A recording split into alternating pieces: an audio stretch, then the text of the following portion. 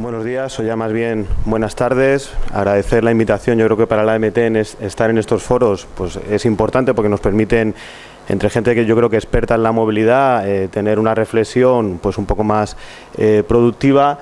Yo no os voy a contar lo que es la AMT porque creo que todos los que estáis aquí sabéis lo que es la AMT. Entonces me parece, o lo he enfocado más de otra manera, que es cuál es el futuro de la movilidad y qué piensa o qué lugar piensa que ocupa la AMT en ese sentido.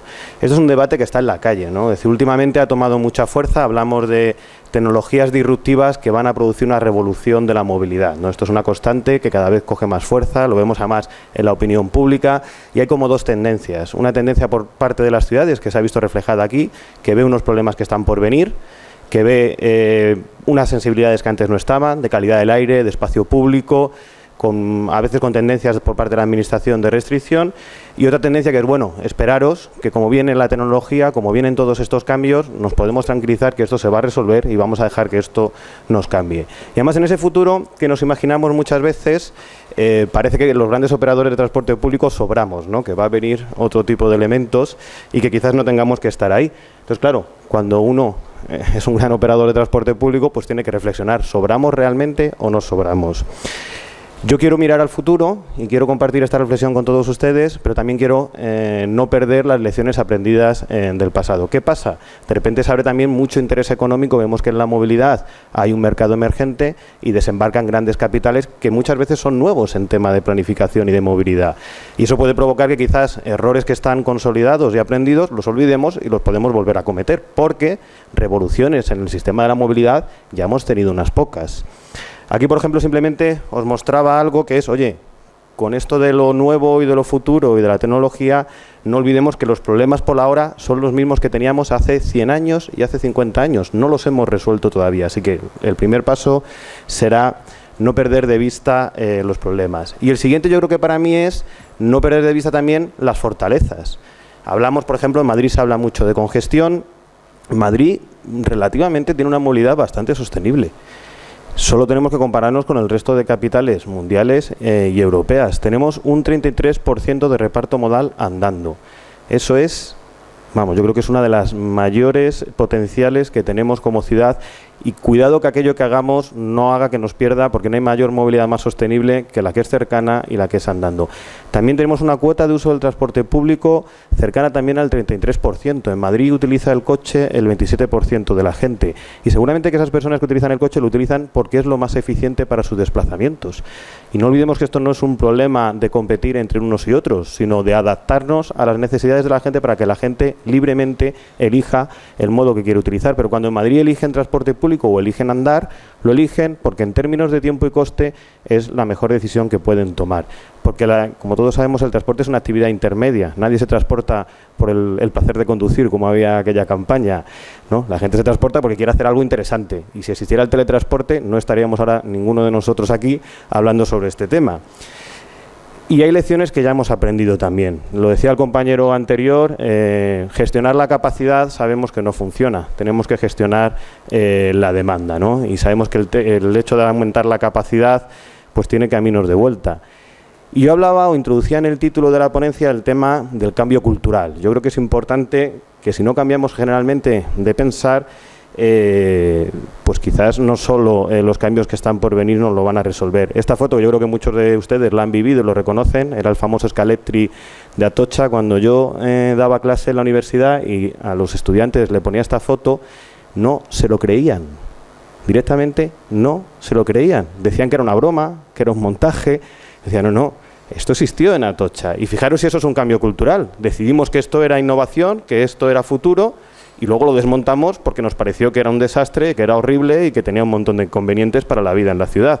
Luego, claro que hay cambios culturales. Ahora, sin embargo, estamos queriendo hacer cosas como esta, ¿no? Esto es Manhattan, que desde luego en el debate de la cochofobia no se puede pensar que los americanos sean muy afines a la cochofobia. Pues esto es Manhattan y esto es lo que está haciendo Manhattan. Lo otro sería Ámsterdam. Y parece que esto es la imagen de modernidad y futuro que queremos para nuestras ciudades, curiosamente. Hubo una campaña en Madrid que hablaba sobre el futuro y lo innovador que estaba siendo Madrid, y ponían fotos del Madrid moderno con el Madrid antiguo. Y fijaros lo que está haciendo Manhattan y fijaros el Madrid antiguo. a mí ahora me parece una imagen que es bastante idílica, ¿no? Es decir, oye, que es que queremos en algunos casos volver a esto, que ahora estamos identificando eso que antes sería hortera, arcaico y cutre, con deseable, bonito y agradable, curiosamente, ¿no? Y eso es lo que significa un cambio cultural. Ahora me la voy a jugar porque voy a intentar poner un vídeo. Si sale mal me vais a perdonar y si sale bien nos vamos a divertir.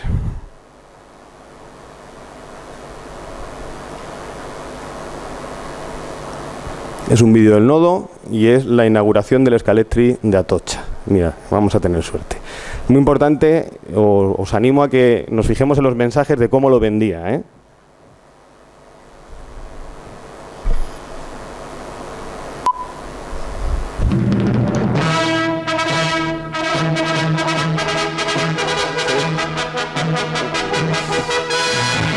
Bueno, si os parece lo escuchamos. Se cambia la pantalla.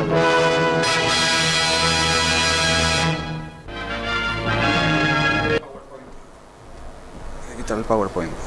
Pero si el vídeo no está integrado, ¿está en el pendrive? No. Está en YouTube. Vale, claro. Sabía que me la jugaba. ¿Eh? Si empiezo con hay éxito. Bueno, si no lo escuchamos, sí. Lo más interesante es lo que dice el locutor, que ahí está el mensaje. Vale, lo debería ahora. Ah, mira, ¿Está, no? qué bien. Lo único que es, ahora hay que abrir el PowerPoint otra vez. Luego me salta. En Madrid, en la glorieta de Atocha, a la que casi nadie conoce por su actual nombre de Carlos V, el municipio madrileño inaugura unos enlaces viarios con 3 pasos a distinto nivel, a los que el humor popular ha bautizado con el nombre de Scalextric.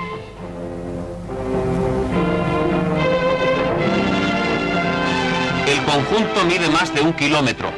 Su necesidad era evidente, ya que viene a facilitar la fluidez circulatoria en una de las encrucijadas madrileñas de mayor tránsito, con 13 direcciones. Bien se afirma que quien tuvo, retuvo. Fijaros que si lo vais escuchando es divertido, ¿no? Era una necesidad evidente, unos años después estaba desmontado, 13 direcciones, qué genialidad, ¿no? Todas las combinaciones habidas y por haber. Y esto viene a cuento porque en años, no del todo lejanos, esta glorieta fue el punto de... Esta es una parte que me encanta, que era el vídeo de inauguración y ya estaba congestionado. Construimos las infraestructuras para 25 años y en menos de un mes ya estaba en nivel de saturación, en un nivel de servicio B. Concentración verbenera, y en ella instalaban sus tiovivos y carruseles los feriantes. Ahora el Scalextric podrá ser, para los nostálgicos del Bombín y Maripepa, una especie de montaña rusa, solo que más práctica y con carácter permanente. Y eso también es genial, ¿no? Hemos quitado a todos esos que estaban allí disfrutando de la calle, de la fiesta, de vivir la ciudad, que eran, pues eso, como el Bombín y ridiculizarlo, y lo que hemos hecho es esto, que es modernidad y que es futuro.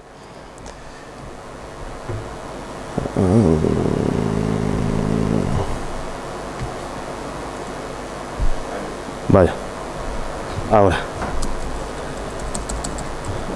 Bueno, con eso, pues esto era una época, ¿no? El Scalextric, en la que era el Fordismo, que aquí llegó unos 30 años tarde, pero que llegó en la que el coche, que era también algo disruptivo, iba a solucionar todos los problemas de movilidad.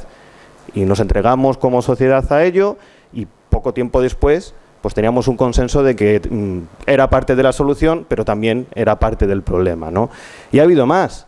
Si recordamos cuando nuestras ciudades todavía no tenían prácticamente ferrocarril, no tenían todavía transporte público, la bicicleta también fue un elemento disruptor, porque de repente podían ir andando mucha gente, y la bicicleta cuando empezó era algo innovador, era como el Tesla, ¿no? No todo el mundo se lo podía comprar, se lo podía comprar el que era rico. Cuando apareció el coche era el nuevo objeto de lujo. Pero poco a poco la bicicleta fue popular y era el fordismo de la bicicleta. Todos los obreros iban en bici. Hay una película preciosa que es Muerte de un ciclista, que la conoceréis mucho, donde se ve esta imagen, donde todos los obreros en España iban a sus fábricas en bicicleta. Poco a poco eso empezó también a ser cutre, a ser casposo, era la época del coche y fijaros que ahora, curiosamente, volvemos a dar el salto hacia atrás. Hay un problema y decimos, oye, no, la bicicleta es parte de la solución. Entonces ya tenemos varios ejemplos de grandes revoluciones que ha habido en la movilidad que a veces, por no aprender determinadas lecciones, nos hemos pillado los dedos. ¿Y qué lecciones? Y no, voy a pasar muy rápido porque solo quiero dar pinceladas, no debemos olvidar. Una es la densidad. Parece que cuando hablamos de soluciones de movilidad valen para todas las ciudades, sean como sea.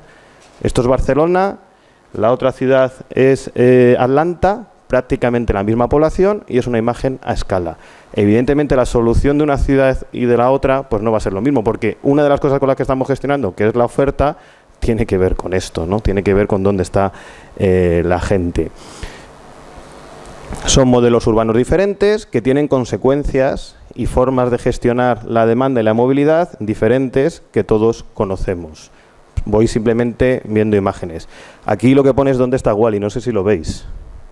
¿Vale? Eso es un modelo de ciudad que excluye al peatón. Y luego esto suele pasar muchas veces, ¿no? La típica situación en el atasco donde tú tienes claro que la culpa es de todos los demás, no es tuya. Si todos hubieran elegido otro modo, esa calle estaría vacía y podrías disfrutar. ¿Y qué nos está pasando? Pues lo que está pasando es que el tipo de desarrollo que estamos haciendo, por más que queramos ser más eficiente, está añadiendo más viajes. Es decir, ahora somos más personas, pero además hacemos más viaje en cada uno de nosotros, con una movilidad más compleja. ¿Y qué hemos hecho mal? Esto también es otra cosa que yo jugaba con los estudiantes. Todos vosotros sabéis lo que es cine de barrio, mientras que los estudiantes ya solo conocen cine de barrio por el programa que hacía Parada, se llama, ¿no? Nosotros, todos hemos vivido una juventud y una infancia en la que íbamos al cine andando. Los chavales ahora no van al cine andando. Y el cine es un ejemplo de tantos servicios que hemos deslocalizado en la ciudad. Cuando empezaba la intervención diciendo que Madrid tiene por ahora una movilidad muy buena, tiene que ver con que tiene densidad y con que tiene diversidad de usos todavía. Es decir, el modelo esencial de ciudad mediterránea, que permite una movilidad muy sostenible. Cuidado que si abandonamos ese modelo, pues lo mismo luego las soluciones tendrán que ser otras. Y ahora vamos a hablar de futuro. Cuando yo oigo en el debate público esas soluciones de futuro, que yo creo que además esas innovaciones son muy necesarias, pero son muy necesarias para incorporarla como parte de la solución, no como para entregarnos a ellas.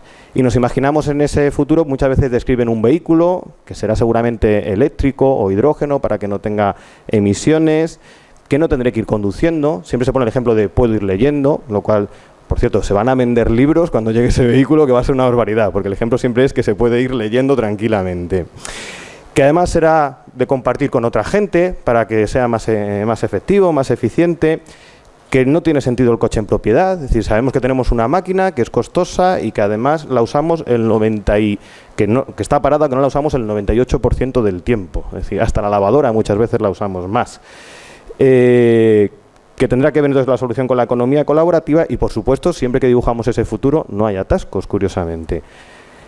Yo, cuando describen eso, muchas veces pienso en esto, claro. Yo tengo de formación profesional, pero digo, mira, es eléctrico, puedes ir leyendo tranquilamente, puedes ponerte de acuerdo con otra gente, puedes hablar, y pues seguramente no sea este autobús. Seguramente tendrá que ser, y ese es nuestro reto, pensar en qué tipo de autobús. Quizás tenga que ser más pequeño, quizás tenga que funcionar a la demanda, quizás tenga que combinarse y entenderse con otros modos de transporte colaborativos y con otros operadores en el transporte, pero lo que yo sí que tengo claro es que una ciudad como Madrid no será sostenible si el transporte público no sigue siendo la estructura del sistema de movilidad. Y luego veremos por qué. Porque cuando hacemos ese futuro tan maravilloso, esto era un juego que hicieron unos urbanistas que son conocidillos de Copenhague, y la imagen es la ciudad sin coches eléctricos y la ciudad con coches eléctricos. Pues claro, los coches eléctricos también se atascarán, ¿no? Y eso es una reflexión que dice, oye, no es solo problema del cambio tecnológico, tendremos que pensar el resto de decisiones que tomar. Y sobre la innovación tecnológica se lleva ya teorizando desde el año 1800, no hay nada nuevo. Jevons fue un economista de esa época que ya lo dijo, toda mejora tecnológica es absorbida por un aumento de consumo. Y en el caso de la movilidad se cumple de una forma bestial. Si nosotros pensamos el rendimiento que tienen ahora los motores, muchos de ellos han reducido sus emisiones y han mejorado su eficiencia energética en un 35-50%. ¿Eso hace que tengamos menos emisiones de transporte? No. ¿Qué ha pasado? Que siendo incluso la mitad de contaminantes, lo que nos ha ocurrido es que hay más viajes y que hay más gente moviéndose, y el conjunto, la suma de todo, hace que esa mejora de eficiencia por sí sola no sea buena o no sea suficiente. ¿Eso quiere decir que la podemos despreciar? No, eso quiere decir que la tenemos que acompasar de estrategias más integrales y comprometidas. Para venir he tenido poco tiempo y he hecho lo que hoy es explorarse al imaginario colectivo, que es meter en Google algo, las palabras, y ver qué imágenes salen, ¿no? Y he puesto movilidad del futuro, y ¿qué nos ha salido? Pues integración, ¿no?, de Mobility as a Service, todo lo que nos va a facilitar la elección modal mejor. Nuevos inventos de movilidad personal que lo resolverán todo. Y yo creo que todo esto tiene que estar por venir y es importante que llegue. Monitorización, la Smart City, que nos ayude en su conjunto. Coches que nos ofrezcan mucho más dentro del vehículo que simplemente el desplazamiento. He tenido que pasar como que a la 10ª página para encontrar una foto de futuro que tuviera que ver, por ejemplo, con autobús y bicicleta. Entonces, he dicho, hostias, pues esto es una reflexión. Ya apareció una época, como decía antes, en la que el desembarco de grandes operadores de movilidad individual se veía como una solución de futuro y en vez de, lo que pasa es que no estaba vestida de modernidad, y las imágenes eran estas. Y se llama transporte informal. Y venimos de él, lo conocemos y sabemos las consecuencias que tiene. Entonces, cuidado con dejarnos llevar por el entusiasmo. Sabemos determinadas cosas. Que la ciudad, en términos de movilidad, es un mercado que necesita ser pensado y ser regulado, que no funciona de forma espontánea. Sabemos, yo creo que este informe es conocidísimo, ¿no? Es el de Sir Colin Buchanan, año 63. Digamos que el Ministerio de Transporte inglés le lanza a un prestigioso ingeniero una pregunta que es: empezamos a ver que esto de los coches se nos van acumulando y que empieza a tener ciertos problemas. Díganos usted, de forma estratégica, cuál es la solución para eso. Y le hizo un informe en el que por primera vez vino a decir: no salen las cuentas, con el espacio público que hay disponible en la ciudad y la movilidad individual, no salen las cuentas, necesitamos otro tipo de estrategias. Y eso fue el momento en que Europa empezó a apostar por otro tipo de estrategias, de las que nosotros tenemos ejemplos que hemos exportado a todos los países del mundo. La figura de la autoridad metropolitana, por ejemplo, aquí el consorcio, que piensa de forma integral todos los agentes de la movilidad para intentar que cada uno, en donde es más eficiente, tenga las mejores posibilidades y todo ese tipo de situaciones que conocemos, la hemos exportado. España yo creo que tiene dos grandes ejemplos de planificación. Y la planificación hidrográfica por cuencas hidrográficas, por decirlo de una manera. Y eso es una innovación también. Es decir, fijaros, eso sí que es una disrupción también en el sistema de la movilidad. Lo que sabemos ahora es que nosotros, los operadores de transporte público, vamos a sacar mucha ventaja de que haya otros operadores que nos complementen. En un escenario de coche en el que no es propiedad, nosotros vamos a sacar la ventaja de que el sistema, yo creo, el troncal de los viajes del día a día seguirán realizándose en transporte público, entonces tendremos que idear el transporte público del futuro y que habrá viajes en los que nosotros nunca seamos eficientes, porque sean zonas de baja densidad, porque sean zonas donde un autobús vacío o un metro vacío es también lo más contaminante y lo más ineficiente que nos podemos pensar. Así que estamos obligados a entendernos y, por ejemplo, el Plan A del Ayuntamiento de Madrid así lo entiende y así lo recoge como política municipal, donde también nosotros, como operadores de transporte público, tenemos que mejorar, tenemos que hacer las cosas fácil, tenemos que hacer que el usuario piense en un puerta a puerta como un servicio en el que nosotros seamos una parte más. Nosotros como MT tenemos mucha ventaja en eso, o es como lo vemos, porque aunque nuestra cara más visible es la de operador de autobuses, tenemos aparcamientos, tenemos ya alguno y vamos camino de tener más aparcamientos disuasorios. Tenemos el servicio a la grúa, que no es tan popular, pero que creo que también va a ocupar un papel importante en el futuro. Y tenemos ahora recientemente Bicimad. Luego podemos empezar a imaginarnos cómo es la movilidad como servicio, eso que decimos tantas veces, ¿no? ¿Cómo le podemos ofrecer a alguien, oiga, venga usted en su coche, déjelo en un aparcamiento disuasorio, coja luego nuestro autobús y haga la última etapa en una bicicleta y yo le ofrezco todo este servicio, ¿no? Creo que tenemos ese gran reto y oportunidad por delante. Y ya, por terminar, una última reflexión. 2010, todos lo recordamos, lo que se llamó la huelga salvaje de metro. Los maquinistas no cumplieron los servicios mínimos. Esas son las noticias de ese día. La ciudad, fijaros que los titulares hablan de colapso de la ciudad de Madrid. A la MT también nos colapsaron. Los presentadores de televisión a los noticiarios llegaron tarde. Una ciudad, por ejemplo, como Madrid, donde el metro realiza 2 millones de viajes, es simplemente ingobernable. Tendríamos que tirar edificios para hacer espacio para que esa movilidad sucediera de otra forma. Simplemente quería abrir el debate y dejaros la reflexión.